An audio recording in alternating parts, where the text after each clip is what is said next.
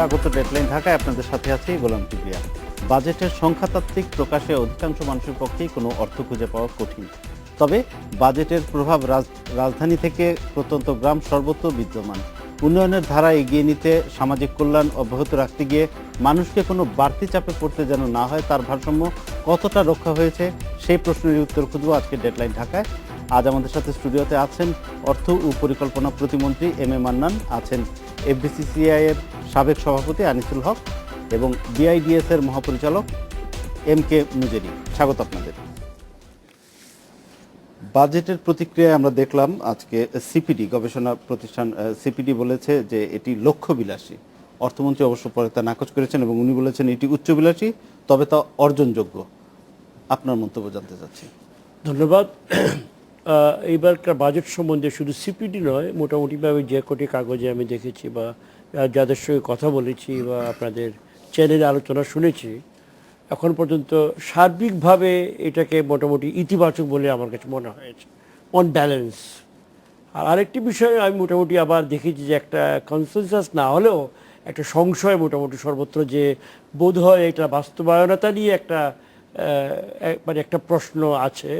আমি অস্বীকার করছি না যে এটা বাস্তবায়নযোগ্য কিনা, এবং সেটাকে অনেকে প্রকাশ করেছে নানা ভাষায়, বিশাল উচ্চাভিলাষী।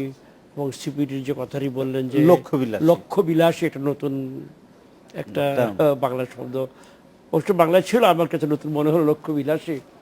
এইসব নিয়ে ওনাদের কথা বলবেন, আমি এটা চ্যালেঞ্জ করতে যাচ্ছি না। তবে আমার মনে হয় আমাদের যে গত 5 বছরের আপনি যদি বাজেটের যেভাবে আমরা এগোচ্ছি বাজেট নিয়ে, বর্তমান আওয়ামী লীগ সরকার এবং বিগত আওয়ামী লীগ সরকার, এবং ইনি আমাদের অর্থমন্ত্রী আছেন জনাব মুহিত, আমরা তো পর্যায়ক্রমে বৃহৎ বাজেট দিয়ে এসছে আমাদের অতীতের তুলনায়। এবং এর কারণও আছে, দুটো কারণ আমি মনে করি। যে একটা তো আমরা অবশ্যই আমাদের অর্থনীতির সাইজ, যেটাকে আমরা বলবো, মজুরিয়া সব আরও ভালো বলতে পারবে, পূর্বের যে কোনো সময় তুলনায় অনেক বেশি বড়, অনেক বড় হয়েছে। আমাদের গ্রস ডোমেস্টিক প্রোডাক্ট বা গ্রস ন্যাশনাল প্রোডাক্ট যাই বলে না কেন, অনেক অনেক বেশি। এবং আমাদের যে এগ্রিগেট, যেগুলো আমাদের রেমিটেন্স প্রবাহ বা আমাদের রিজার্ভ, যেটাকে অনেক সময় আমরা ক্রেডিট নিই, সেটাও পূর্বের তুলনায় অনেক অনেক বড় হয়েছে। তো আমাদের যদি আয় বাড়লো, আমাদের যদি জিডিপি বাড়লো, আমরা যদি ইনভেস্টমেন্টে বা খরচে না যাই, তাহলে এটা ধরে নিয়ে বসে থাকার তবে আমরা কোনো মানে কারণ দেখছি না। আর উচ্চাভিলাষী হওয়া মানে আমরা একটা গোলকে চেঞ্জ করা, একটা দূরে গোল স্থাপন করে সেই গোলটাকে আমরা গোলের দিকে আমরা এগোচ্ছি। বিগত 5 বছর তো আমরা গোল মোটামুটি আমরা একটু বলে রাখি, বাজেটে প্রায় ৬৭,৫০০ কোটি টাকার যে ঘাটতি ধরা হয়েছে, সেটা মেটাতে ব্যাংক ঋণের উপর চাপ পড়বে কিনা বলে মনে করেন? হ্যাঁ, অনেকে বলছে চাপ পড়বে। আমি এটা ডক্টর মজুরি আরও ভালো বলবেন। আমি মনে করি চাপ পড়বে না, এটা সহনীয় চাপ। চাপ তো অবশ্যই, তো সহনীয় চাপ। কারণ আমাদের প্রাইভেট সেক্টরকে বলা হয় যে ক্রাউড আউট করা হবে। আমরা যেহেতু আমরা কম্পিট করবো, কম্পিটিশনের মার্কেট যেখানে, they will compete with us. যদি তারা আমাদের চেয়ে বেটার রেটে নিতে পারেন বা বেটার মানে ইউটিলাইজ করতে পারেন, এখানে কোনো অর্ডার না ব্যাংকে যে আমাদেরকে দিতেই হবে। ব্যাংকগুলো বাজার বিবেচনা করেই দিবে, আমাদেরকে দিবে। প্রাইভেট সেক্টরকে দিবে, এটা ব্যাংকের উপর নির্ভরশীল। ইটস নট এ ফিয়াট যে আমাদেরকে দিতেই হবে। আর তাছাড়া প্রাইভেট সেক্টর কিন্তু আরও মানে এভিনিউজ আছে। বিদেশ থেকে আজকাল আমাদের প্রাইভেট সেক্টর অত্যন্ত সম্মানজনক হারে বিদেশে তারা বিদেশি বাজার থেকে তারা ঋণ নিতে পারছে। সেটা কম্পিটিটিভ রেট বরঞ্চ আমাদের দেশের তুলনায় প্রায় অর্ধেক, 4-5% নিতে পারছে। আরেকটি আনট্যাপড রিসোর্স দেশের মধ্যে আছে, এখনও আমরা এটাকে পুরোপুরি ইউজ করতে পারি না। বিশাল আমাদের যে গ্রোয়িং স্টক মার্কেট যেটা আমাদের, সেখানে তো আমাদের যারা আমাদের যে এন্টারপ্রেনিউর যারা আছেন, তারা যদি যান আইপিও নিয়ে, তারা ওখানে ক্যাপিটাল তুলতে পারবে বলে আমার ধারণা। সুতরাং এখানে যে অবস্থা, সেখানে আমি তো মনে করি যে আমরা সরকার তাদেরকে তাড়িয়ে দিবে এই মার্কেট থেকে, এটা আমি মনে করি না। ধন্যবাদ। আনিসুল হক, অনেকে এই বাজেটকে ব্যবসা বান্ধব বাজেট বলছে। ব্যবসায়ীদের জন্য এটা কতটা সহায়ক, আপনার মূল্যায়নটা জানতে চাচ্ছি। ধন্যবাদ। আজকে আপনার সঙ্গে আমি প্রথম বসেছি, ধন্যবাদ আমাকে আমন্ত্রণ জানানোর জন্যে। আমি এটাকে ব্যবসা বান্ধব আমিও মনে করি। একটি বাজেট আমার কাছে কখনোই বড় নয় যদি সেই বাজেটকে যোগান দেওয়া যায়।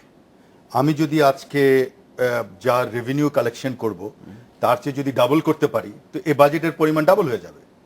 সুতরাং আপনি কি যোগান দিচ্ছেন, আমি এটাকে কেন ব্যবসা বান্ধব বলি সেটা আগে বলি, কারণ এরপরে আমরা যে জিনিসটা আমি ঢুকতে চাই দুজন এরকম বিদগ্ধ মন্ত্রী মহোদয়কে পাই না, আর এনাকে তো স্যাররা এত ব্যস্ত থাকেন যে ওনাদের কথাই আমাদের কাছে অনেক।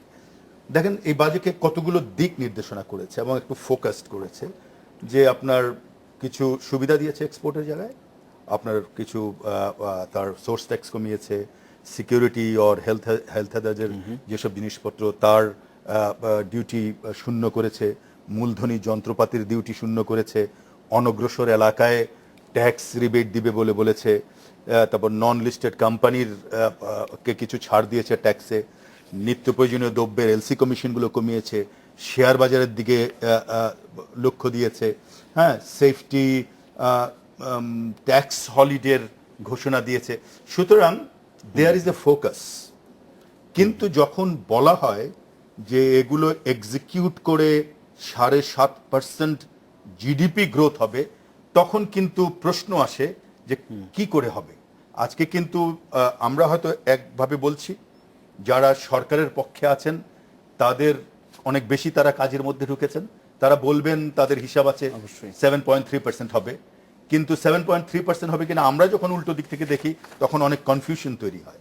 একটি বাজেট হয়েছে যার এডিপি 5% হতেই পারে, 4.5 থেকে 5%, গত কটি বাজেট হয়েছে 4.5%, এবার প্রথম 5% আসলো, যার ডেফিসিট ফরেন এক্সচেঞ্জে 26,000 কোটি টাকা, ব্যাংক বরোয়িং আপনি বলেছেন 31,000 কোটি টাকা, নন ব্যাংক বরোয়িং 12,000 কোটি টাকা, এই 69,793।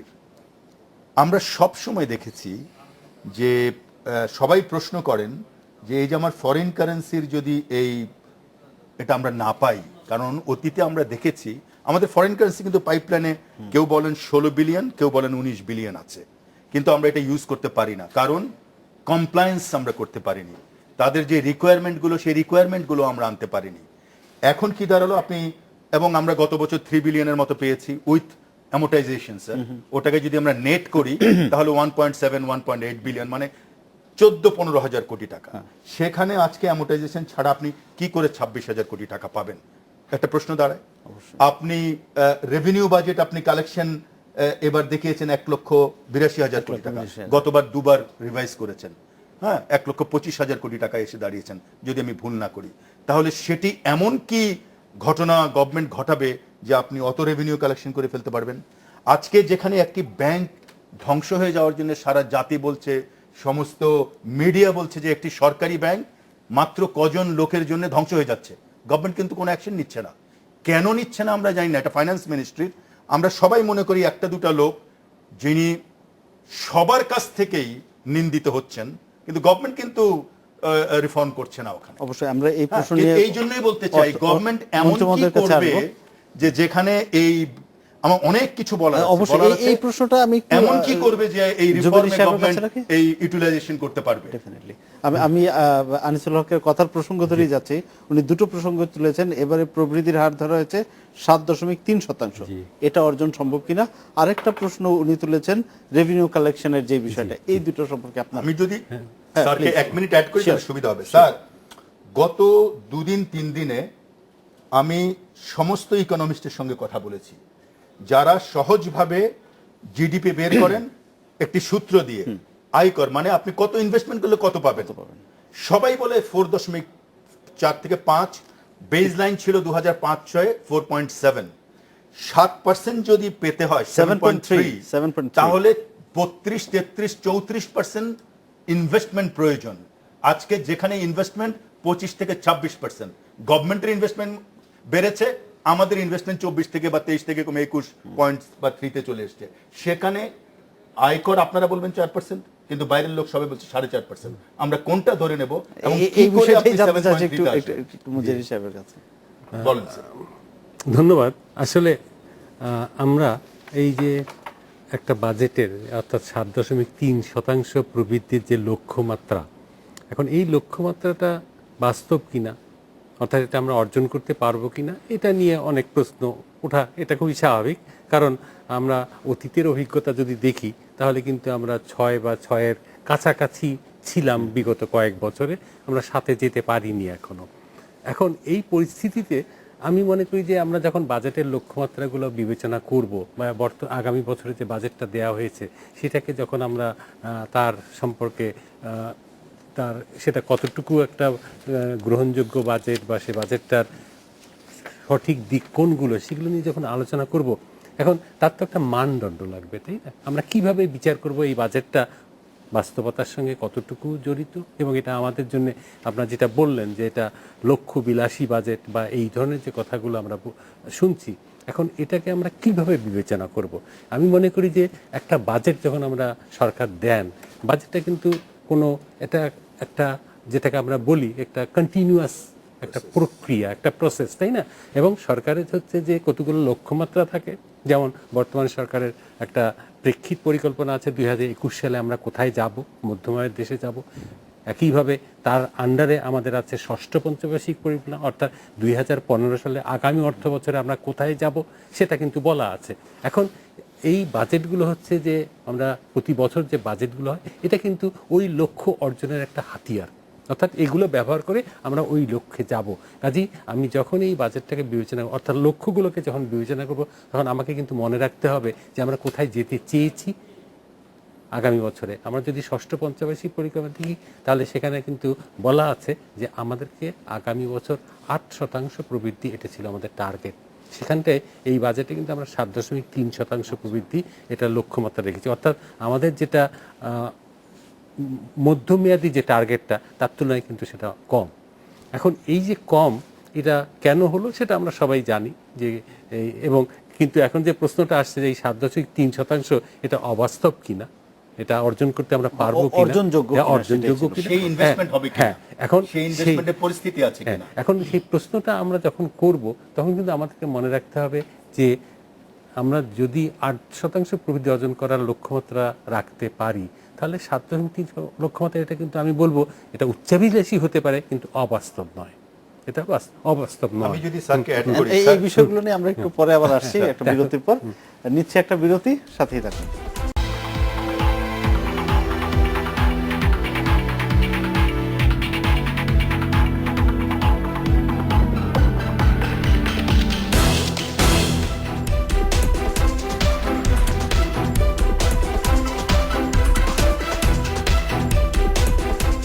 বিরতির পর ফিরে এলাম ডেডলাইন ঢাকায়। প্রস্তাবিত বাজেটে কালো টাকার সুযোগ রাখলেও পরে তা বাতিল হয়েছে, আজকে অর্থমন্ত্রী সেটা পরিষ্কার করলেন। এটা কেন রাখা হলো না? আবার আমরা যদি আমাদের আগের ইয়েতে যাই, তাহলে দেখা যাচ্ছে যে সুযোগ দেওয়ার পরেও এক বছরে মাত্র 34 কোটি টাকা সাদা হয়েছিল।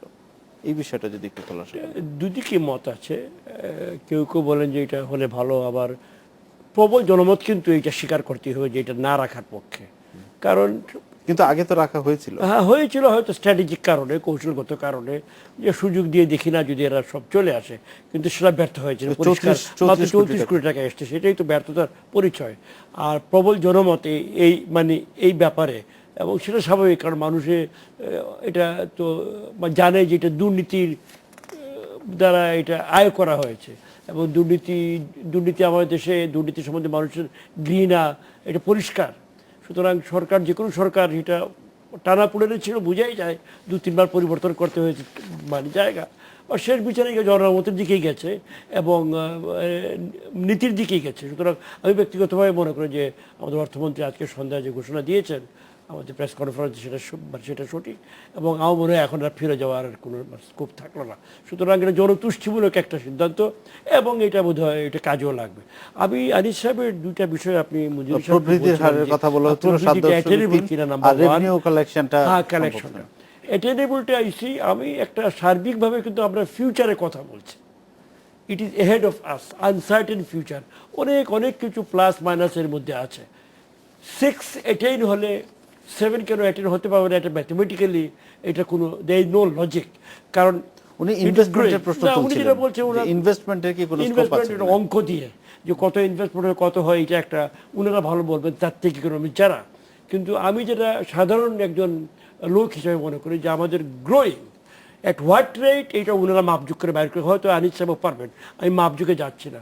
আমার মনে হয় এটা অ্যাবসার্ড করে। ইভেন আমাদের পাশে বিশাল ইকোনমি ইন্ডিয়া 9-10% পর্যন্ত তারা গ্রোথ করেছিল। আমাদের পূর্বে অনেক রাষ্ট্র আছে 10-11 করেছে। আর চীনের ঘটনা তো দুনিয়ার সবাই জানে, 12-13 পর্যন্ত গিয়ে গরম হয়ে পরে নিচের দিকে নেমেছে। আমার মনে হয় আমরা যেভাবে সাস্টেনভাবে এগোচ্ছি, আর যদি একটা মাত্র শর্ত, আমি আপনাকে এখনো বলি, জাস্ট একটা শর্ত, গত বছর এইটা লিঙ্ক টু দ্য আদার প্রশ্ন, কেন গত বছর আমরা রিভাইজ করে আমাদের কালেকশনটাকে নামাতে হলো? এভরিবডি নোজ বছরের অর্ধেক সময় আমরা কাজ Political করতেই পারি unrest. নাই। এটা আত্মঘাতী। এবার কিন্তু মন্ত্রী খুব আত্মবিশ্বাসের সঙ্গে বলেছেন যে রাজনৈতিক অস্থিরতাও আমাদেরকে দমাতে পারবে না, আমরা এটা এরকম সেটা উনি কথা বলেছেন। সাহস সঙ্গে বলেছেন। আমি বলবো রাজনৈতিক অস্থিরতা এখন পূর্বের সময়ের তুলনায় সৃষ্টি করা এই দেশে অনেক অনেক কঠিন। কিভাবে বলবো আমি? গত 6 মাস আপনি দেখেন, জানুয়ারি নির্বাচনের পরে যে 6টা মাস গেছে, দু একটা বিচ্ছিন্ন ঘটনা নারায়ণগঞ্জ ফেনী ছাড়া, সেটা লিমিটেড ক্রিমিনাল নেচারের কাজ। সার্বিকভাবে ওয়াইড স্প্রেড কোনো বড় অ্যাক্টিভিটিস এই দেশে গত 6 মাসে কেউ সৃষ্টি করতে পারেন নাই। আপনি বললেন গতবার রাজনৈতিক অস্থিরতার জন্য রিভাইজ করতে মারাত্মক হয়েছে, ক্ষতি হয়েছে। আর এবার বলছেন রাজনৈতিক অস্থিরতা হলেও আপনারা সেটা অ্যাচিভ করতে সেটা পারবেন। আমার তাহলে এবার অর্থমন্ত্রী পারলে বলেছেন। গতবার পারলেন না। আমি আর একটু গভীরে গিয়ে বলছি যে সেই ধরনের রাজনৈতিক অস্থিরতা সৃষ্টি করার প্রয়াস এবার অনেক অনেক কঠিন হবে। কেন? কারণ জনমত প্রবল।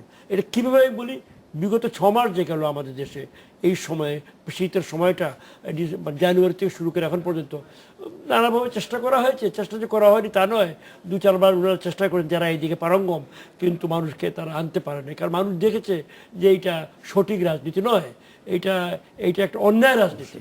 সুতরাং সেই ক্ষেত্রে আমি মনে করি এটা আর করতে পারবে আমি না। একটু যাচ্ছি আনিসুল হকের কাছে। আপনার budget- আমি দুটো হ্যাঁ, প্রশ্নের উত্তর বলি। প্রথমত আপনি জিজ্ঞেস করেছেন যে কালো টাকা।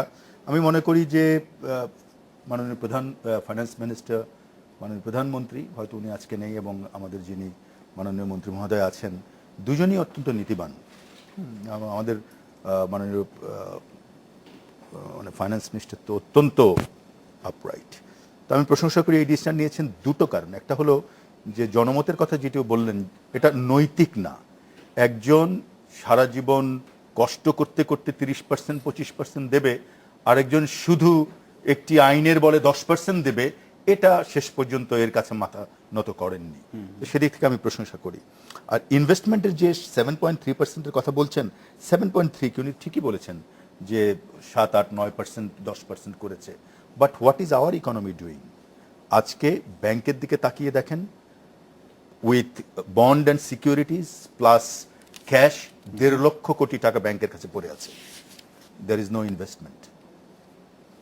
তাহলে কি দাঁড়ালো? আপনি যদি আমাদের ইনভেস্টমেন্ট ফিগারের দিকে দেখেন, এই ইনভেস্টমেন্ট কিন্তু প্রতিদিন কমছে। আসলে 2010-11-তে ছিল 24.4, 11-12-তে যে এটা বেড়েছে 26-28।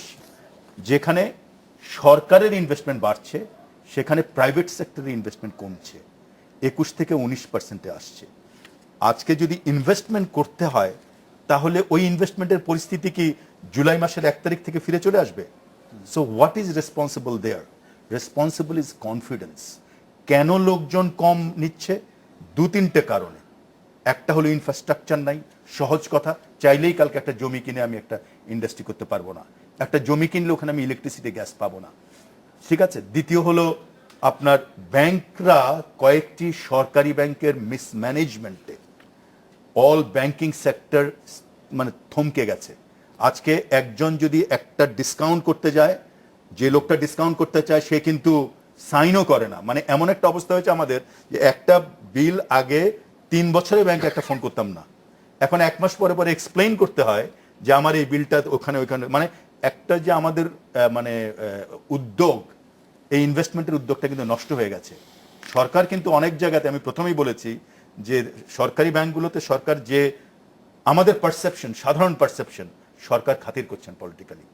এমন এমন ব্যাংকের ডাইরেক্টর আছেন যারা মানে এটা কল্পনাও করা যায় না যে উনি একটি ব্যাংকের ডিরেক্টর হতে পারেন। এবং ব্যক্তিগতভাবেও আমি ফাইন্যান্স মিনিস্টার সাহেবদের এই পর্যায়ে আমি বলেছি, এই যে স্থবিরতা, এটা কি জুলাই মাসের 1 তারিখ থেকে কেটে যাবে?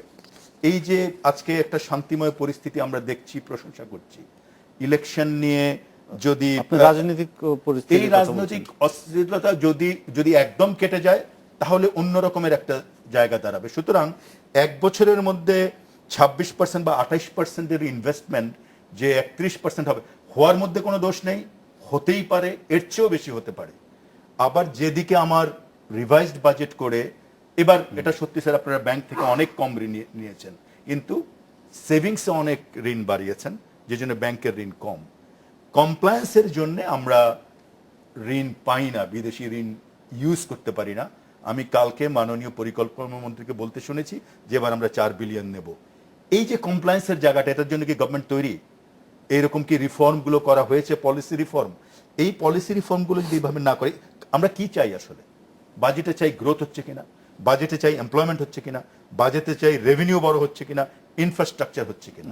কিন্তু আমি প্রথমেই বলেছি যে গভর্নমেন্ট ইজ ফোকাসড অন ইনফ্রাস্ট্রাকচারের অনেকগুলো প্রজেক্টে, মানে পদ্মা সেতু, 4 লেন, এসইজেড, কিন্তু এমন অনেকগুলো এবার দেখেছি প্রায় 1200 প্রজেক্ট নেওয়া হয়েছে শুনেছি, যেগুলো এত ছোট ছোট প্রজেক্ট যে সেখানে এডিপি প্রপারলি মানে ইউজ হবে বলে আমাদের এই পারসেপশন নেই। আচ্ছা, আমি একটু যাচ্ছি এম কে মজুরির কাছে।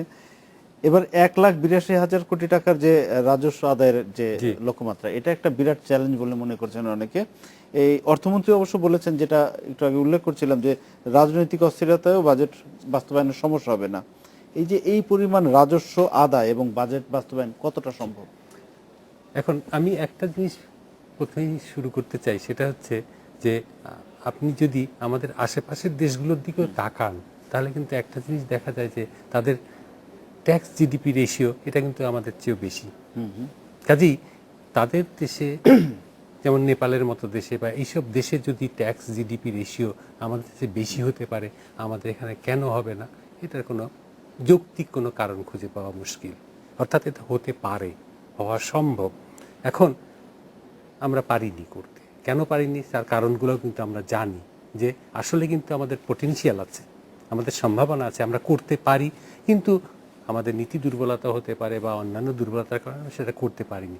এখন আজকে যদি আমরা সেই লক্ষ্যমাত্রা যেটার কথা বলা হচ্ছে, এটাকে যদি অর্জন করতে চাই, তাহলে কিন্তু ওখানে আমাদের হাত দিতে হবে, যে ওই কারণগুলো দূর করার দিকে আমাদেরকে দৃষ্টি দিতে হবে। কারণ ওই কারণগুলো যদি, অর্থাৎ আমরা জানি যে আমাদের ট্যাক্স ব্যবস্থা অনেক দুর্বলতা আছে, ট্যাক্স অ্যাডমিনিস্ট্রেশনের দুর্বলতা আছে, আমরা ট্যাক্স অফিসারের কাছে আমরা ভীতি আছে, তাই না? আমরা সহজে যেতে চাই না। যে এই জিনিসগুলোকে যদি আমরা ঠিকমতো অ্যাড্রেস করতে পারি, দের ইজ নো রিজন, কোনো কারণ নেই কেন আমরা সেটা অর্জন করতে পারবো না। কাজে আমি যেটা বলতে চাচ্ছি সেটা হচ্ছে যে আমরা যদি গতানুগতিক যে বিগত বছরগুলোতে যেভাবে এগিয়েছি, এই একইভাবে যদি এগোতে চাই, তাহলে কিন্তু এটা একটা আপনি কি মনে করেন যে দুর্বলতাগুলোর কথা বললেন, এই বছর কোনো ডিরেকশন তো স্যার বাজেটে নেই।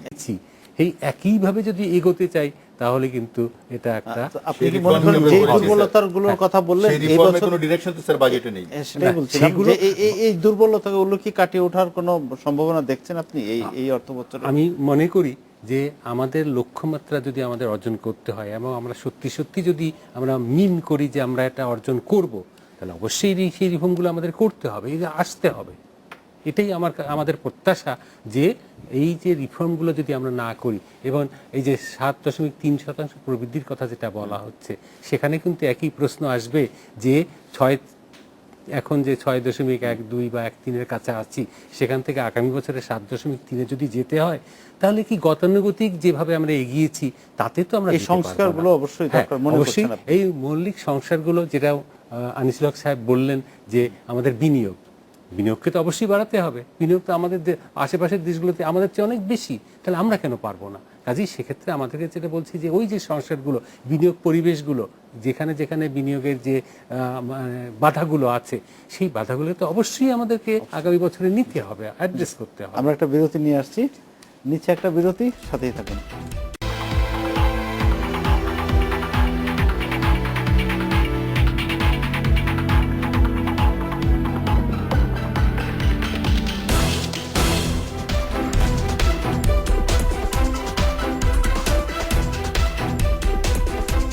বিরতির পর ফিরে এলাম ডেডলাইন ঢাকায়। এবারের বাজেটে বেশি আয় থাকলে বেশি করের যে প্রস্তাব করা হয়েছে, সেটি সম্পর্কে আপনার মতামত জানতে চাচ্ছি। বেশি আয় বেশি কর, যেটা একটু যদি উল্লেখ করি, 2 কোটি টাকার বেশি কিন্তু 10 কোটি টাকার কম সম্পদের মালিকদের উপর নির্ধারিত করের অতিরিক্ত 10%, 10 কোটি টাকার বেশি কিন্তু 20 কোটি টাকার কম সম্পদের মালিকদের জন্য অতিরিক্ত 15%, এভাবে রাখা হয়েছে। অন্যান্য বারের তুলনায় যেটা এবার একটু চোখে পড়ার মতো।